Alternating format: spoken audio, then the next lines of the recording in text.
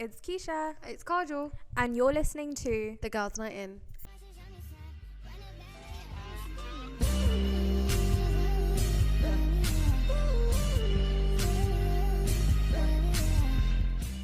Hi guys, welcome back to another episode with us. Today's episode is actually quite exciting because it's something that we haven't touched on quite yet, and I don't understand why we haven't. It is such a big topic, at least in my life and in your life. And in my life, but I choose to ignore it.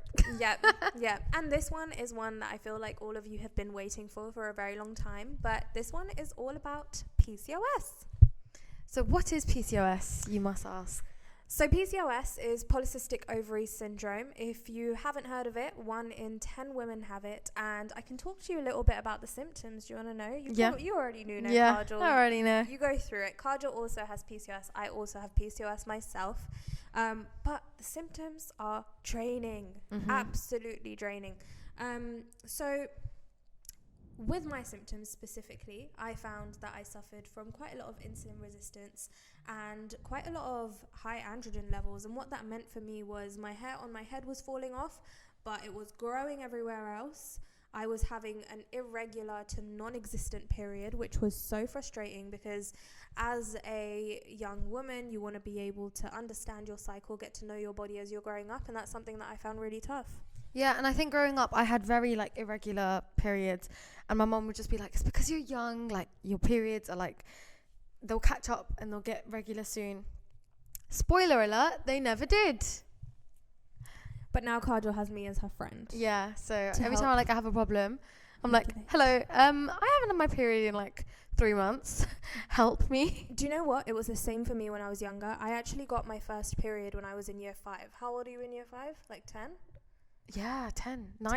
Yeah, and I remember this because we used to go to swimming back at that age with school, when you'd walk to the swimming pool, and I would have to skip out so many times, and so many people would ask, and I would just be so ashamed to say anything because none of my other friends had started their period, and I didn't even understand what it was back then. Yeah. Then as I grew older, I chose to ignore the fact that I had PCOS. Of course, I was a young girl. I wanted to enjoy my high school experience. I wanted to go to the corner shop and have, cheesy chips and all sorts, which was so good, by the way. I wanted to have all of that. Yeah. And so I found it as a really good excuse to go on the pill and not tell my mum, because my mum was an Indian mum, very angry at the thought of me even going on the pill at a young age. Yeah, so the way I found out, well, firstly, I started my period when I was in year 7, 8. So I was about 12, 13. And by that time, all my friends already had it. I was a late bloomer. Actually, I think I'm lying. I think I had it in year 9. Year 9? I think so. Oh, yeah. I started very late, very late. All my friends at that time, already had started their periods. And I was just like, why am I not getting it? I want it.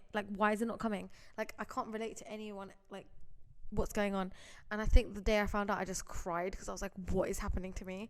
This is painful. Yeah, I was like, this is not okay. Little did I know at the time, I had to suffer that pain for the rest of my life, and it was not going to stop until obviously the day I get pregnant and the day I can't have periods anymore. Yeah. But it was really scary. What age were you guys when you started your period? Because I feel like when you're really young, your parents try to shield you from it. They don't want to tell you, but I would have rather have known about it. 100%. I also think it's that generation plus our ethnicity. It's taboo to talk about something like that. Exactly. I know for sure that when I have kids, I'm going to be talking to them all about these things. Yeah. Periods, your sex life, all of these things that make kids really uncomfortable. Yeah. It's so important to talk about. I was actually diagnosed in India, believe it or not. Oh. Because I went over here when I was young. My mum took me because my periods were so excruciating. I used to pass out. I used to have a seizure. Oh my God. It was so painful. And I never really understood why. So I actually think it could have been borderline endometriosis, PCOS. But back then, none of these things were really spoken about. So when I went to the doctors here, they brushed it off. They said I was going to grow out of it. My mum was like, nope, we went to India anyway to go and see my grandparents later on. And over there, obviously, you can pay to get your like doctors and like your labs done and stuff. So we paid over there, and they did scans and everything for me, and they said I have PCOS. So when I came back here with all the files, then my mum was like, okay, like she has PCOS, so what are the next steps? And all I was told was to go on the pill. And I can relate. I think for me, I was about, how old were you when that happened? 13. 13? Yeah. Oh my God. So you found out really, really early. Like I basically found out when I was 19, but I had a feeling that I had it because I had been Googling it for like the past few years, and I'd be like, what is actually happening? Because why are my periods not being regular? Like, why am I being weird? So I actually just went to a doctor at my university, and I basically just said like, I don't know what to do. Like, I'm getting these irregular periods. Like, I want to know what it is. And then she was like, well, it could be PCOS, but we can't say that 100%. So I had a blood test, and they even said, so I had my blood test. It came back with the results that yes, it looks like I have PCOS. And then they were like, we can also do an ultrasound. But I already started taking the pill by then. So the moment I found out that it could be PCOS, I was already prescribed pills. And because I already started, I couldn't take the ultrasound because the lady said something about the pills can like basically change the like image of the ultrasound. So she was like, there's no point now, but like, yeah, you do have it. I was like, okay, so like, what do I do, and like, how do you fix this? Like, I had no idea. She's like, well, you can't fix it, but you can maintain it. Like, you can like, you just go on the pill and then you get your regular periods, because I think that's what they think that we care about. We just care about getting our period every single month. But no, I want to know, is it going to affect me? Like, what do I need to do to change my life? Like, to not have this I thought problem? you were going somewhere so well there when you said that they told me to maintain it, and I was like, okay, and she told you maybe exercise, maybe get some good nutrition in. No, I really hoped you were going down that path. No, it was, I just think some doctors are, they probably just don't know enough about it. 100%, because when they're taught the medicinal approach, not the holistic approach. So, you know, even with that suggestion of taking metformin for PCOS, metformin's a medication given to diabetic patients. Oh, right. But it's only prescribed to people with PCOS because it has inositol in it. Oh. But if they were taught, because we've got a few clients on board at Fitness with Keisha who are doctors, and they were talking to me about like, hey, like if they were told and taught that you can get inositol as a natural supplement, they would just not prescribe metformin because it gives you like all these stomach aches and stuff like that. Yeah, it's awful. And I think when I was also diagnosed on that day, she was like, you do know it's also like hereditary. Yeah. So like it passes down. So like your mum probably has it, your grandma probably has it. And I'm like, I don't think they do. And I called up my mum and I was like, she says I have PCOS. And then I was like, do you have it? And she was like, I don't know what that is. And then I was like, okay, but how often are your periods? She's like, I get them like randomly all the time.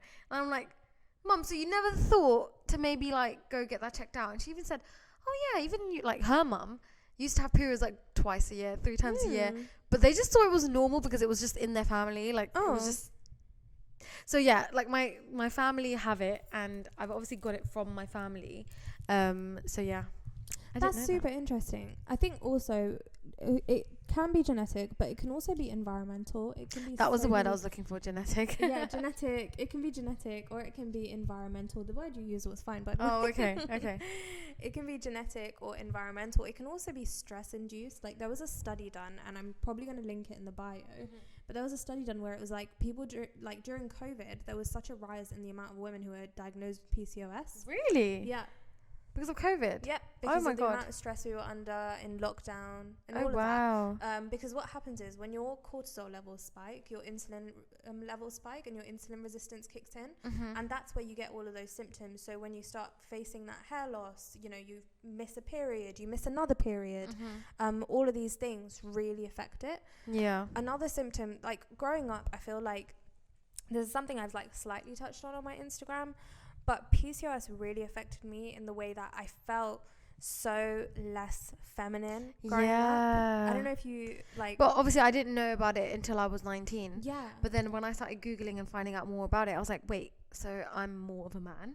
Like, this doesn't make sense. That's what I would question myself as well. Like, you know, when you're changing in PE, when you're in school, we would be in like PE room, everyone would be changing, like all the girls, and then there would be like these little cubicles and no one would ever use them. Yeah. But I would go into them because I felt so like oh my God, if I take my top off right now, I'm going to look like flipping werewolf. Yeah. Like, I know what you mean. Like, how come me and my friends would go hide in the bathroom to get changed. Yeah, same. Or like, I remember getting a comment from one of my mum's friends. So obviously, like, I'm brown anyways. Like, I love my skin tone. But growing up, I did have a lot of, like, before I managed my insulin resistance and my PCOS, I had a lot of dark patches on my skin. So, like, around my neck over here, my knees, my inner thighs, my underarms. Oh, wow. And it was really, like, it was odd because I didn't understand what was happening to me. I was also young. And I remember because one of my mum's friends, and of course she didn't say it in a horrible way, yeah, but I think this is that other thing where people don't realize how words can affect someone with PCOS or anyone really going through something. And she must have said, oh, I've only seen boys have that. And I was just a little bit like, because obviously I was just a kid then, I was really quiet, but that thing stuck with me. We just need to be careful with what we say to them, like as being like the next generation of adults that have access to kids. Yeah, like we need to be so careful with what we're saying to these people, because like you don't realize what sticks with people for the rest of their life. Like, of course you're just telling a little kid, but that kid's gonna probably remember that for the rest of his life. Words are so powerful, and as a child you're like a sponge. Exactly, you're gonna remember pretty much everything. And yeah, I feel like that really stuck with me, and it affected, like, even I'd say up until my late teens, when I was like choosing outfits, when I was, you know, going out, when I was putting on makeup, or when I was doing my hair, up until I think not like 3 or 4 years ago, when I actually started noticing significant change in my symptoms. And we'll talk about how I wasn't confident. Yeah, I would tie up my hair in ways to make it look like I wasn't going bald, or I would wear this is going to sound so ridiculous. I don't think I've even shared this with my closest of friends. I've never spoken about this on social media. Oh no. But like when I would go out, I would wear skin color leggings, but 2 or 3 of them. Oh my God. On top of each other. It's not a fashion statement. Don't do it. Skin color leggings. Skin color leggings. To make it look like they're your legs. To make it look like they're my legs. Oh my God. Yeah. Yeah, because I was so traumatized by the amount of like acne I would get, by the amount of scarring I had, by the amount of excessive hair growth, that it made me feel awful. And PCOS itself made me feel terrible. And I wish I knew the power of just eating better, taking care of my stress levels, and all of that from a young age. And I wish someone told me about that upon diagnosis, so I could have managed it sooner. Yeah. I think that's also just another thing. Like, I just wish we had more of an importance on women's health in the NHS setting or healthcare setting. Like, I wish we were taken a little bit more seriously. I'm not saying all doctors, and I'm not saying all NHS professionals are like that. I'm just saying that it would be nice if it was more common, so like people would feel more confident going to a doctor about something that's happened or something that they're unsure about, without being just told to go on the pill. Like, I think being told to go on the pill is one aspect. It could work for some people really well. I'm not saying it doesn't, but there are other things that you can also do in your life that can change the way your body reacts to PCOS. So I've never said PCOS. Every time when I told everyone on Instagram I had PCOS, I would say PCOS. Oh, you can say either. Oh, okay. PCOS, PCOS. I just say PCOS. I always say PCOS. You say PCOS, girl. You rock that. But yeah, no, I totally relate. And I think like when you're diagnosed with PCOS as well, okay, cool. If, you know, you're told, here, take the pill, this is an option. I really feel like an option should also be, hey, also, you know, if you're really stressed out at home right now, maybe these are a few things that you can look at. If you find that, you know, you're not getting a lot of movement in, start with steps. One thing that I was told, which was really traumatizing and actually kickstarted me having bad eating habits from a young age, was being told to cut out carbohydrates. I used to think bread, rice, sugar, potatoes, anything carby was the villain. Yeah. I thought carbs make me fat. Oh my God. That's not true. No. That's actually not true. After like studying about it, after, you know, getting personal training qualified, after looking into nutrition and all of these things, you realize that the balance of nutrition is actually what helps your body. Not being like, oh, I'm never going to eat a pizza again or pasta again, because I would literally be like, what's the point of living? Yeah. Yeah, and I think like it can like send people down and into like a spiral of like bad eating habits, especially if they're told something by a doctor who's supposed to know best. You'd be like, well, it's a doctor. He's or she is obviously right. That's literally what I thought, which is why for so long when I would, come home or I would be working early on in my career, I would be like, oh, I'm going to get a salad. I'm always going to get a salad. No carbs, no chips. Another thing I used to get, I used to go to, what's that burger spot? Basically, I used to go to this burger spot. It's like yellow in Chiswick. And there's like a franchise. I can't think of the name right now, but I used to go there, and I always used to get a bunless burger. Oh. And they like wrap it in like lettuce. Oh my god. I used to choose that, thinking, and I'm not saying it's wrong to choose that, guys. If you like it, go for it. But if you're doing it for this reason because you're scared of carbs, I did it because I genuinely thought that carbohydrates were bad for me, and I realized how this was impacting me and my mind, and it was also causing me to judge others, which was a boat that I did not want to be down. I did not want to feel like my eating habits need to be put on someone else. But something that I found that really helped me heal on that journey was slowly incorporating better balanced meals into my life, realizing the power of cooking, enjoying cooking, and then actually being like, do you know what, if I want to eat something, it's actually so empowering that I just go and eat what I want to do, want to have. And you should. And I feel like what you do right now with fitness with Keisha,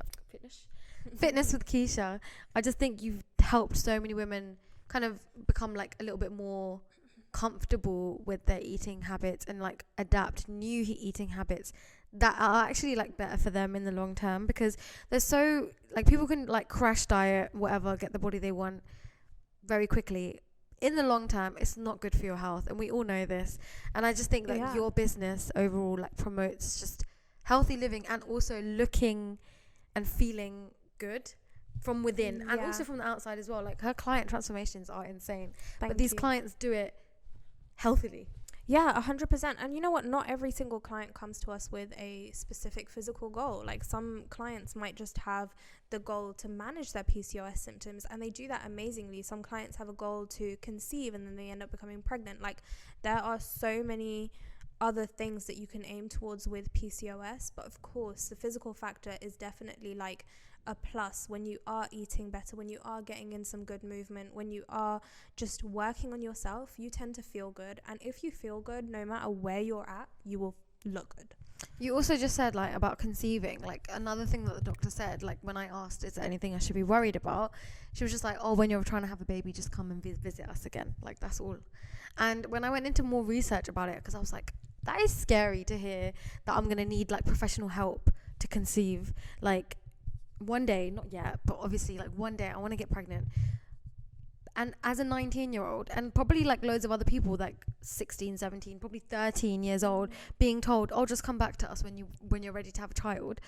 It's a lot of pressure, and it's a lot of like, why am I worried about this right now? Like, and it's not always the case. Like my mum and my grandma, they didn't know they had it and they conceived fine. But telling people that, it just scares you. Of course. And I also think people should be, I feel like upon diagnosis, you should be really sensitive about the people that actually don't want to have kids either. Like any path you want to go down in your life is totally fine, because it's completely yours, and no one should dictate, hey, come back when you want to have kids. What if I don't want to have kids? And what if what I want to do is just manage my symptoms? Okay, so the next part that I wanted to talk about was what you can do to work on your own goals. So I definitely think, starting out and being like, okay, so what are my symptoms like, and what am I doing nutrition-wise and supplement-wise to help myself? So a few things that I recommend, of course, an inositol supplement. It really helps with insulin resistance. It helps with your egg health. It is not bad for you. It's one of the most researched supplements out there for PCOS, so I highly suggest looking into it. Vitamin D3, if you do feel as though you're vitamin D deficient. Omega-3s are amazing as well. They're really good for your cognitive function. If you have PCOS, you might have suffered from brain fog as well. And then the other thing that I would also suggest is making sure that you're getting in enough good veggies and good protein with all your foods. So like if you wake up in the morning and start your day with a high protein breakfast, you will notice that your cravings are a lot less throughout the day. Also, inositol helps with that. And then trying to get in more movement each day. It's not about being perfect every single day. It's just about aiming for progress. So a little bit of movement each day, eating regularly and eating well is very important. And yeah, just enjoying your life and embracing balance, I think, will really, really help. Yeah. The self-care part is huge. So being able to be like, okay, do you know what? I want to focus on taking care of myself, focus on, you know, working on my mental health, doing a little bit of meditation, anything to lower your stress levels, even if that's a walk with your bestie. That will help too, even if it's listening to this podcast and having a cup of tea. Like, you can do that too. So these are just a few of the things that you can start doing on your own. We do help with all of these at Fitness with Keisha. We've got an amazing team of coaches. We help with your nutrition, with creating you exercise plans, all in one app, which is our app. We also have like groups and a great community in there, so you can ask your questions, share your journey, and it's just so wholesome. So if you need that, the link is always in my bio on my Instagram. But yeah, I mean, aside from that, I think something that's really important is to just trust the process and give yourself grace. Like, be really, really kind to yourself because you totally deserve it. Yeah, completely agree. Yeah. But yeah, and also Keisha has an amazing fitness program. Well, she's a fitness coach and she has loads of amazing employees that work for her. So if you are struggling it and you need that kind of support, I would highly, highly recommend joining Fitness with Keisha. She's amazing. Thank you. And what she does, and everyone else thinks so too. So yeah, but yeah, that was like a really quick kind of conversation about PCOS, and I hope you guys enjoyed that. And if you have any questions that you want us to deep dive into, or me to deep dive into on my stories, or even like talk about it in a future episode, just drop it in the comments and we can definitely get to it. Amazing. Thank you so much for watching, and we'll see you in the next episode. Bye. Bye.